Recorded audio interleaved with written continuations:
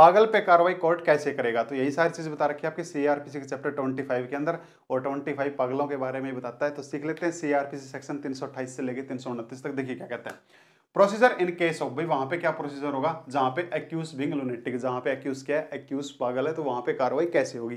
देखिए 4 तरह की बात बताता है सेक्शन। पहली बात यह बताता है कि अगर मजिस्ट्रेट किसी मामले में ऐसे इंक्वायरी कर रहा है जो ट्रायल नहीं कर रहा है, ठीक है, इन दोनों सेक्शन के अंदर सिर्फ यही डिफरेंस है, यहाँ पे इंक्वायरी हो रही है और यहाँ पे ट्रायल चल रहा है। तो 328 के अंदर किसी मामले की इंक्वायरी कर रहा है और इंक्वायरी के दौरान मजिस्ट्रेट साहब को लगा कि भाई जो इस मामले में जो एक्यूज है वो क्या है, वो अनसाउंड इंसान है, वो पागल है, और उनको ये भी भरोसा हो गया कि ये अपनी प्रतिरक्षा करने में समर्थ नहीं है, यानी कि अपना सेल्फ डिफेंस ये नहीं कर सकता। तब ऐसे में फिर पहले तो इसकी जांच करवाएंगे अपनी तसल्ली के लिए। एक तो ऐसा होता है ना कि भाई दिखने में पागल है, अब दिखने में तो सभी पागल है भाई, अब दिखने में तो शायद मैं भी किसी को पागल लगता होगा, तो अपनी तसल्ली के लिए भाई ये बाहर से पागल है या फिर अंदर से भी पागल है, तो फिर उसकी जांच करवाएंगे। अब जांच किससे करवाएंगे, या तो उस जिले का जो सिविल सर्जन है उससे जांच करवाएंगे, या फिर स्टेट गवर्नमेंट ने जिसको बताया भाई, कोर्ट को बताया कि आप इस डॉक्टर से भी आप जांच करवा सकते हैं, तब उससे फिर उसकी जांच करवाई जाएगी। अब जांच के बाद जब वो सिविल सर्जन अपनी रिपोर्ट पेश करेगा कि हाँ जी ये तो पागल ही है, तब उस चीज को फिर लिख दिया जाएगा कि हाँ ये पागल है। तो पहली चीज आपको समझ में आई या नहीं आई, मेरे को जरूर बताएं। फिर एक बात और लिख दी कि डॉक्टर की रिपोर्ट से, यानी कि सिविल सर्जन की रिपोर्ट से अगर ये मालूम पड़ता है कि हाँ ये पागल है, तो भाई ऐसे पागल को ऐसी थोड़ी छोड़ेगी कोर्ट, तो उसका इलाज करवाएगी। तब उसको इलाज के लिए फिर कहाँ पे भेज देगी, या तो साइकोलॉजिस्ट के पास में भेज देगी, या फिर इसके, या क्या बोलते हैं इसको, साइकेट्रिक्स के पास में इसको भेज देगी भाई इसके इलाज के लिए। फिर वो इसका क्या करेंगे, इलाज करेंगे। अब वो लोग इलाज इसका कैसे करेंगे, तो भाई जैसा उनका तरीका होता है वैसे ही इलाज करेंगे, है ना। जैसे एक आदमी, एक चुटकुला था, एक आदमी पागल खाने में चला गया और जाके फिर डॉक्टर से पूछा कि डॉक्टर साहब आपको कैसे पता चलता है, इतने सारे पागल हैं, कि इनमें से कौन सा पागल अभी भी पागल है और कौन सा पागल ठीक हो चुका है, ये आप कैसे पता लगाते हो। बोला बड़ा आसान है, ये तो हमारा आए दिन का काम है। बोला जी कैसे, बोला चलो तुमको एक चीज दिखाते हैं कि ये देखो वॉशिंग मशीन के अंदर पानी डाल रखा है, तो हम पागल को बुलाते हैं और एक उसको गिलास दे देते हैं और एक उसको जग दे देते हैं, फिर उससे पूछते हैं कि बताओ ये जो पानी है ये जल्दी खाली कैसे होगा, यानी कि मशीन जल्दी खाली कैसे होगी। तो वो जो आया था उसने कहा ये तो बड़ा सिंपल है, ये तो कोई भी बता देगा, कि भाई जग उठाएगा आते ही, क्योंकि जग बड़ा बर्तन है और जग से वॉशिंग मशीन जल्दी खाली होगी। तो फिर उसने नर्स को बुलाया कि नर्स इसको भी बेड नंबर 44 पे लेके जाओ, वॉशिंग मशीन का पानी जल्दी बटन से खाली जल्दी होता है ना जग से होगा ना फिर गिलास से होगा। तो ऐसे वो क्या करेंगे, जांच करेंगे उस एक्यूज की कि ये हाँ ये कितना पागल है या नहीं है। तो अगर आप भी जग सोच रहे थे तो फिर आप भी अपना क्या करवा लो, इलाज करवा लो, ठीक है। फिर वो भी अपनी रिपोर्ट देंगे। वो क्या रिपोर्ट देंगे, वो ये रिपोर्ट देंगे कि भाई ये जो मरीज है यानी कि जो एक्यूज है ये अनसाउंडनेस ऑफ माइंड है, अनसाउंडनेस ऑफ माइंड है या फिर ये मेंटल है। देखो दोनों बातों में फर्क है, अनसाउंडनेस ऑफ माइंड और मेंटल दोनों में बहुत ज्यादा डिफरेंस होता है। अब इनमें डिफरेंस क्या होता है ये चीज मैं आपको 330 के अंदर बता दूंगा बहुत अच्छे से जब 330 करवाऊंगा, ठीक है, यानी कि इससे अगली क्लास आपकी। तो वो अपनी रिपोर्ट बना के देगा कि ये अनसाउंडनेस ऑफ माइंड है या नहीं है, या फिर ये मेंटल है या फिर ये नहीं है, ऐसी अपनी रिपोर्ट बना के देगा। अब उस रिपोर्ट से यहाँ पे एक परंतु और जोड़ दिया इन लोगों ने, ये कह दिया कि अगर उस रिपोर्ट से जो एक्यूज है जिसके बारे में ऐसी रिपोर्ट बनी है वो संतुष्ट नहीं है, वो उसका मानना है कि ये रिपोर्ट गलत है, तो ऐसे में वो क्या कर सकता है, ऐसे में वो अपील भी कर सकता है। अब वो अपील कहां पे करेगा, तो मेडिकल बोर्ड के अंदर अपील करेगा। अब मेडिकल बोर्ड कैसे बनेगा, किनसे मिलके बनेगा, तो दो बातें और बता दी यहां पे, मैं इस परंतु के अंदर ही लिख देता हूं। ए तो ये बता दी जो भी नजदीकी सरकारी हॉस्पिटल होगा और उस हॉस्पिटल के अंदर जो हेड ये साइकेट्रिक्स होगा, एक तो उसको लिया जाएगा, और दूसरे में जो भी नजदीकी कॉलेज होगा उस कॉलेज के अंदर जो ये साइकेट्रिक्स वाले जो पढ़ाते हैं टीचर वगैरह, उनमें से एक मेंबर को वहां से ले लिया जाएगा। यानी कि उस बोर्ड के अंदर ये दो तरह के लोग होंगे और ये दोनों फिर मिलकर बताएंगे कि ये जो डॉक्टर ने जो रिपोर्ट दी है वो सही दी है या फिर नहीं दी है। तो यहां तक आपको बात समझ में आई या नहीं आई, मेरे को जरूर बताएं। हैंग नहीं होना है, सीधी सी सिंपल सी बात ये बताता कि अगर एक्यूज पागल लग रहा है मजिस्ट्रेट साहब को, तो पहले तो अपने तसल्ली के लिए जांच करवाएंगे कि भाई बाहर से पागल लग रहा है, कोई एक्टिंग बाजी तो नहीं कर रहा है, या फिर अंदर से भी पागल है। वो जांच करवाने के बाद फिर उसको ऐसे ही थोड़ी छोड़ देंगे, इलाज तो करवाएंगे, ये तो सरकार की जिम्मेदारी है। तो इलाज के लिए फिर उसको यहाँ पे कहाँ भेज दिया जाएगा, या तो साइकोलॉजिस्ट के पास में या फिर उसके पास में, ठीक है, साइकेट्रिक्स के पास में। फिर वो अपनी रिपोर्ट दे देंगे और अगर वो रिपोर्ट से खुश नहीं है तो वो दोबारा क्या कर सकता, अपील कर सकता, और अपील के अंदर मेंबर कौन कौन होंगे, ये लोग होंगे। यहां तक बात आई थिंक पल्ले पड़ गई होगी। दूसरी बात ये कह दी कि जब तक ऐसी इंक्वायरी चल रही है, ये जो वाली इंक्वायरी चल रही है उसकी जांच वांच चल रही है, तब तक कोर्ट क्या करेगी, उसके ऊपर 330 लागू कर देगी। 330 लागू कर सकती है, करती ही है, कर सकती लिख रखा, लेकिन करती क्यों करती है, क्योंकि 330 के अंदर ही लिख रखा है कि भाई जब तक वो बाहर रह रहा है जिम्मेदारी कौन लेगा उसकी। क्या पागल तो घोषित हो ही चुका है, क्या पता बाहर जाके किसी को काट ले, पत्थर मार दे, तो ऐसे में किसी की जिम्मेदारी भी तो होनी चाहिए, कोई तो जिम्मेदार, कोई तो उसका जमानती होना चाहिए। तो जब 330 सीखेंगे तो और अच्छे से सीखेंगे। तो दूसरी बात भी आई थिंक आपको समझ में आ गई होगी। तीसरी बात ये सेक्शन ये कहता है, फिर मजिस्ट्रेट साहब को रिपोर्ट मिली, सूचना मिली कि ये जो इंसान था यानी कि जो एक्यूज है वो क्या है, वो अनसाउंड है। अब एक शब्द और आ गया भाई, अनसाउंड है। ये सूचना मिल चुकी है कि वो जो एक्यूज है वो अनसाउंड है उस डॉक्टर की रिपोर्ट से। देखिए एक तो होता है अनसाउंडनेस ऑफ माइंड, एक होता है मेंटल और एक होता है अनसाउंड। इन तीनों में डिफरेंस है। पागल तो तीनों ही है ना, हम पागल नहीं है भैया, हमारा दिमाग खराब है। पागल तो तीनों ही होते हैं, इन तीनों को पागल बोलते हैं, लेकिन पागलों के अंदर भी तो डिफरेंस होता है। तो ये डिफरेंस मैं आपको 330 के अंदर बता दूंगा, ठीक है।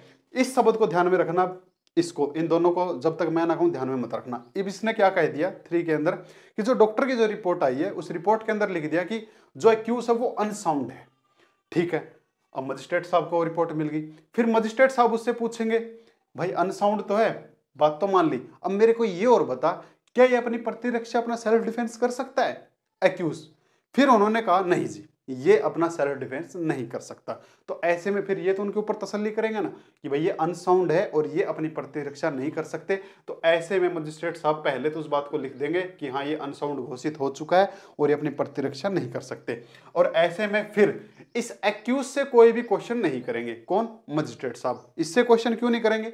क्योंकि भाई उनको पता है अगर मैं इससे क्वेश्चन करूंगा तो सामने से एक ही जवाब देगा, तू पागल, तेरा खानदान पागल, साले ये दौतर भी पागल, तेरे बत्ते पागल।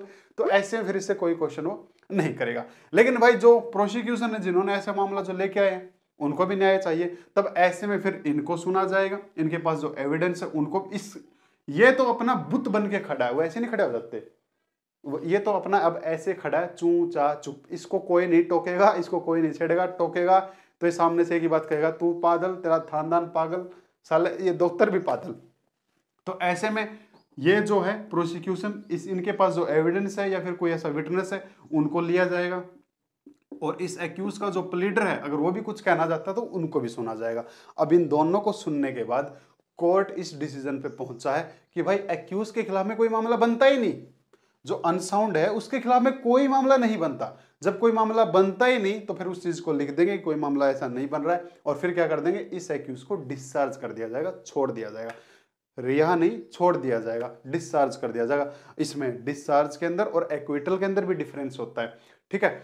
अब इसको डिस्चार्ज कर दिया जाएगा, लेकिन डिस्चार्ज ऐसे थोड़ी करेंगे, 330 के तहत इसको डिस्चार्ज किया जाएगा। 330 क्या कहता है, वो 330 के अंदर आपको मैं बताऊंगा। वैसे 330 यही है कि जब ऐसे किसी को डिस्चार्ज किया जाता है तो कोई जिम्मेदार व्यक्ति को लिया जाता है कि भाई इसकी हमको जमानत दो। ये थोड़ी, ये तो बाहर जाके किसी को ऐसे चोट मार देगा, है ना। तो इसका कोई अगर जिम्मेदार व्यक्ति आएगा वो जिम्मेदारी लेगा कि मैं इसकी जिम्मेदारी लेता हूं, मैं जमानत देता हूं, तब इसको ऐसे छोड़ दिया जाएगा। तो तीसरी बात आई थिंक आपको समझ में आ गई होगी।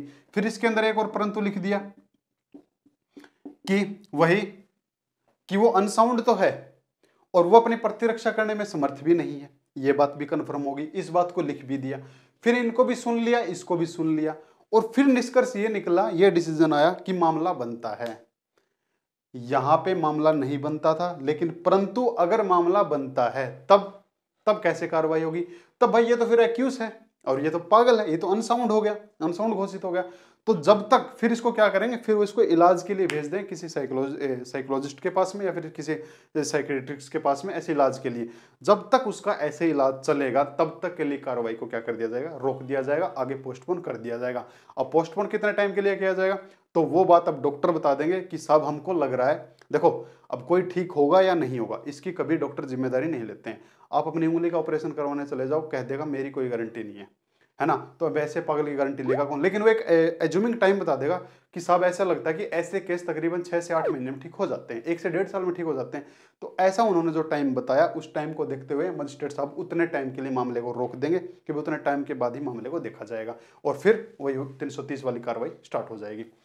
चौथी बात कि अगर रिपोर्ट के आधार पे, यानी कि जो रिपोर्ट आई थी और उस रिपोर्ट के अंदर आ गया कि जो एक्यूज है वो अनसाउंड नहीं, वो मेंटल है, बदल गया ना गेम मेरे भाई। देख, पहले बात हो रही थी अनसाउंड की, मैंने कहा था ना कि इनके ऊपर फोकस मत करना, अब इसके ऊपर फोकस मत करना, अब फोकस करो यहाँ पे कि अगर रिपोर्ट से पता लगा कि वो मेंटल है, तब ऐसे में अगर वो मेंटल है तब मेंटल के ऊपर कार्रवाई नहीं होती है और ना ही मेंटल का इलाज पॉसिबल होता है। तो ऐसे में फिर क्या कर देंगे, ऐसे में कार्रवाई को रोक दिया जाएगा और फिर एक्यूज को 330 के तहत फिर छोड़ दिया जाएगा। 330 के अंदर आपको सिखाता हूँ कैसे उसको छोड़ा जाता है। अगर वो डॉक्टर की रिपोर्ट से मेंटल घोषित हो जाता है कि साहब जो उन्होंने जांच करवाई थी यहाँ 1A के अंदर, ये चीज 1A के अंदर जो साइकेट्रिक्स ने और इसने साइकोलॉजिस्ट ने जो जांच की थी, उस जांच के अंदर ये आ गया, सीखा था ना क्या आ गया, या तो आएगा अनसाउंडनेस ऑफ माइंड है या नहीं है, या फिर आ गया कि मेंटल है या नहीं है।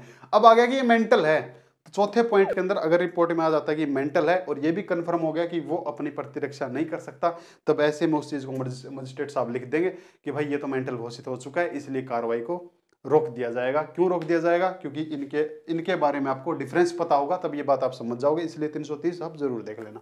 ठीक है, तो ये सेक्शन ये कहता है जी। अब सीख लेते हैं 329। ये चीज समझ में आ गई तो 329 ऐसे आ जाएगी, क्योंकि यहां पे सिर्फ इंक्वायरी थी और यहां पे अब ट्रायल चलेगा। देखिए भाई क्या कहता है, procedure in case of person of unsound mind, इसके बारे में बात आ गई ना, अनसाउंड, ये मैं माइंड लिखना भूल गया था, ये लो अब लिख दिया। ठीक, आई थिंक आप समझदार बच्चे बहुत हो। अगर अनसाउंड माइंड है तब ट्राइड बिफोर कोर्ट, और जब कोर्ट के सामने उसका क्या चल रहा है, ट्रायल चल रहा है, तब भाई तब क्या होगा, तब इसको इरेज करने को रहने दे देते हैं। देखिए क्या कहता है, अगर कोई ट्रायल चल रहा है मजिस्ट्रेट के सामने या फिर किसी सेशन कोर्ट के सामने, और उनको लगता है कि ये जो एक्यूज है ये तो पागल है, ये अनसाउंड माइंड है, ठीक है, फिर वही बात, और उनको ये भी भरोसा होगा कि ये अपनी प्रतिरक्षा नहीं कर सकता, अपना सेल्फ डिफेंस नहीं कर सकता, तो अपनी तसल्ली के लिए क्या करवाएंगे, पहले तो उसकी फिर वो जांच करवाएंगे। लेकिन भाई जांच तो यहाँ हो ही चुकी है 328 के अंदर, 328 के अंदर जो जांच करवाई थी, अब उस जांच की जो रिपोर्ट आई फिर उस रिपोर्ट को देखेंगे, और उस रिपोर्ट को देखने के बाद फिर क्या निष्कर्ष निकालेंगे कि भाई ये तो अनसाउंड इंसान है, इसलिए इसका इलाज जरूरी है। फिर उसको इलाज के लिए भेज देंगे, वही 1 के तहत इलाज के लिए कहाँ भेज दिया जाएगा, या तो साइकेट्रिक्स के पास में भेज दिया जाएगा या फिर साइकोलॉजिस्ट के पास में भेज दिया जाएगा कि इसका इलाज करो, इसका उपचार करो। फिर वो उसके इलाज के दौरान फिर वो अपनी रिपोर्ट बना के देगा। क्या रिपोर्ट बना के देगा, यही कि वो अनसाउंडनेस ऑफ माइंड है या फिर नहीं है। ठीक है, फिर वही बात आ गई परंतु वाली, कि अब वो रिपोर्ट आने के बाद अगर एक्यूज को लगा, यानी कि जो पागल जिसको घोषित किया है, अगर उसको लगा कि नहीं रिपोर्ट से वो संतुष्ट नहीं है, वो खुश नहीं है, उसको लगा कि रिपोर्ट में गड़बड़ है। देखिए अगर एक्यूज के खिलाफ में ये रिपोर्ट आ जाती है कि वो पागल नहीं है, तो एक्यूज की टेंशन बढ़ जाती है, क्योंकि अगर पागल घोषित हो गया तो शायद बच सकता है, चांस है, क्योंकि 84 आईपीसी सेक्शन के तहत पागल के ऊपर कार्रवाई नहीं होती, उसको कोई सजा नहीं मिलती है। और अगर वो कह दिया डॉक्टर ने पागल नहीं है, तो भाई जेल से तो सभी को डर लगता है ना, जेल से किसको डर नहीं लगता। तो परंतु वाली बात समझ में आई, फिर उसको वहां भेज दिया जाएगा। फिर वही बात कि अगर वो खुश नहीं है तो वो अपील कर सकता है। कहाँ पे अपील कर सकता है, मेडिकल बोर्ड के अंदर अपील कर सकता है। मेडिकल बोर्ड के अंदर अब कौन कौन मेंबर होंगे, तो ये दोनों मेंबर जो मैं आपको बता चुका हूँ कि जो साइकेट्रिक्स है, अगर कोई नज़दीकी हॉस्पिटल का उसका हेड है वो, और अगर नज़दीकी कोई ऐसा कॉलेज है उसके अंदर कोई साइकेट्रिक्स की ऐसी टीम है तो उनका कोई मेंबर। फिर अगली बात, इसके अंदर ये वाली बात तो है नहीं कि जब तक कार्रवाई चलेगा तब तक उसके ऊपर 230 वाले मामले। फिर इन्होंने डायरेक्ट बता दिया, यानी कि ये दोनों बातें बता दी कॉपी पेस्ट करके, इस बात को 2 नाम दे दिया और इस बात को 3 नंबर नाम दे दिया, कि अब जो डॉक्टर की रिपोर्ट आई है, डॉक्टर की रिपोर्ट आने के बाद लिख दिया कि ये क्या है, ये अनसाउंड माइंड है। ठीक है, अगर अनसाउंड माइंड है तब क्या कर दिया जाएगा, फिर वही बात कि हाँ भाई बताओ ये अपनी प्रतिरक्षा कर सकता है नहीं कर सकता, नहीं जी ये तो अपनी प्रतिरक्षा नहीं कर सकता, नहीं कर सकता, तो फिर उस बात को लिख देंगे, और लिखने के बाद इससे कोई क्वेश्चन नहीं पूछेंगे। क्यों नहीं पूछेंगे, फिर वही बात, तू पागल थाले तेरा खानदान पागल। लेकिन इनको और इनको सुनने के बाद, क्योंकि ट्रायल चल रहा है, सुनने के बाद अगर लगा कोई मामला नहीं बनता, अगर कोई मामला नहीं बनता तो फिर क्या कर देंगे, इसको डिस्चार्ज कर देंगे, उस चीज को लिख दिया जाएगा कि हम इसको डिस्चार्ज क्यों कर रहे हैं, और इसके ऊपर 330 वाली बात लागू हो जाएगी। परंतु अगर वहीं पे मामला बनता है ना, उस रिपोर्ट को देखने के बाद ये हाँ ये अनसाउंड माइंड तो है, पर ये मामला बनता है, वहां पर अपनी प्रतिरक्षा नहीं कर सकता। देखो सारी चीजें जो मैंने इसके अंदर 328 में बता चुका हूँ वही आप सेम लिख सकते हो, कोई दिक्कत नहीं है, इसीलिए मैं आपको फटाफट बता रहा हूँ, तभी कहा कि ऐसे आ जाएगा।